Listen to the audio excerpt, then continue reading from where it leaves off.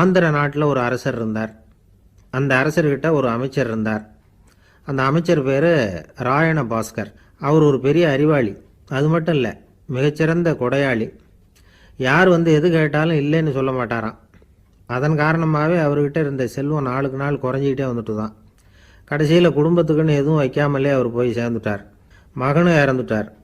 அந்த குடும்பத்தில் மிஞ்சி இருந்தது அவருடைய மருமகள், ஒரு பேரன், அவ்வளவுதான்.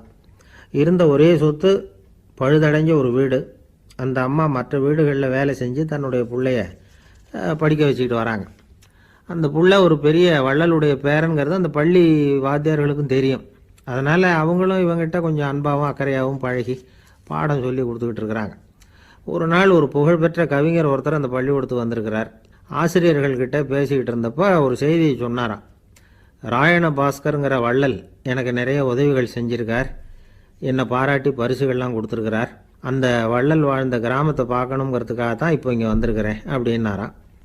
ஆசிரியர் உடனே இந்த பையனை கூப்பிட்டு, இதை பாருங்கள், இவன் யார் தெரியுமா, நீங்கள் குறிப்பிடுகிற அந்த வள்ளலின் பேரன் அப்படின்னு அறிமுகப்படுத்தினாராம்.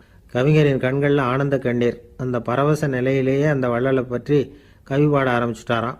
இந்த சின்ன பையன் அதை கேட்டிருக்கிறான்.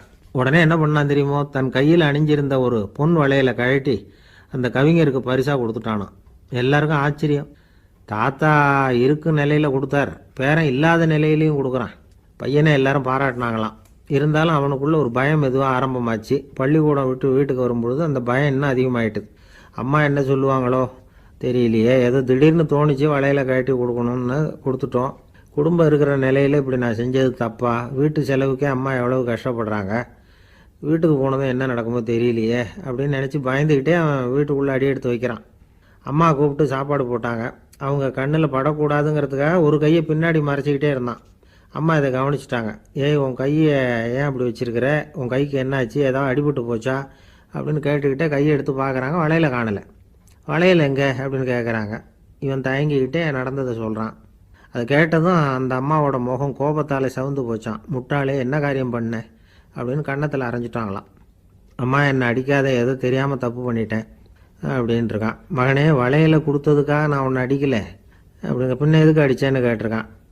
உன் பாட்டனார் ஒரு பெரிய வள்ளல், அவர் எதையும் பாதி வேலையை செய்கிறதில்ல, அவருடைய பேரை நீ அரைகுறை வேலை செஞ்சுட்டு வந்திருக்கிற அப்படின்னாங்களாம். என்னம்மா சொல்கிறேன்ருக்கான். நீ ஒரே ஒரு வளையலை மட்டும்தானே கழட்டி கொடுத்துருக்குற, கொடுக்குறதா இருந்தால் ரெண்டையும் சேர்த்துல கொடுத்துருக்கணும், அதுதானே உங்கள் தாத்தாவுக்கு பெருமை அப்படின்னாங்களாம்.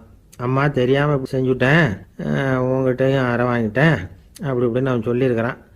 இப்போ அம்மா கொஞ்சம் இருங்க, அந்த கவிஞர் இன்றைக்கி நம்ம ஊரில் தான் தங்கியிருப்பார், நாளைக்கு காலையில் தான் அவர் எங்கே இருக்காருன்னு விசாரித்து இன்னொரு வளையலையும் கொடுத்துட்றேன் அப்படின்ட்டுருக்கான். மகனே, நல்ல செயல்களையெல்லாம் நாளைக்குன்னு ஒத்தி போடாத, நாளைக்கு என்ன நடக்குங்கிறது யாருக்கு தெரியும், இப்போவே போ, எங்கே இருக்காருன்னு பாரு அப்படின்ட்டுருக்காங்க. மகன் புறப்பட்டான். பள்ளி ஆசிரியர்கிட்ட போய் கேட்டானான் அந்த கவிஞர் எங்கே இருக்காருன்னு. அவர் சொன்னாராம். உடனே போய் அவர் இருக்கிற இடத்துல கதவை தட்டியிருக்கான். ராத்திரி நேரத்தில் இவனை கண்டதும் அவருக்கு ரொம்ப ஆச்சரியம். இவன் இன்னொரு கை வளையலையும் எடுத்து நீட்டியிருக்கான். அவர் திகைச்சு போய் நிற்கிறார். அவரால் என்ன பண்ணுறதுன்னே தெரியல. ஆனந்த கண்ணீர். இது பெரியவர்கள் கூற கேட்ட ஒரு வரலாறு. இன்றைக்கி இப்படிப்பட்டவங்களை பார்க்க முடியுமா? வறுமை வள்ளல் தன்மையை ஒன்று செய்து விடாதுங்கிறதுக்கு இது ஒரு உதாரணம். ஒருத்தன் இன்னொருத்தனை பார்த்து கேட்டானா, எங்கள் தாத்தா உங்கள் தாத்தாவுக்கு 100 ரூபா கடன் கொடுத்துருக்கிறார், அதை எப்போ திருப்பி கொடுக்க போகிறேன்னு. கவலைப்படாத, எங்கள் பேரன் அதை உங்கள் பேரன்ட்ட திருப்பி கொடுத்துருவான் அப்படின்னு அவன்.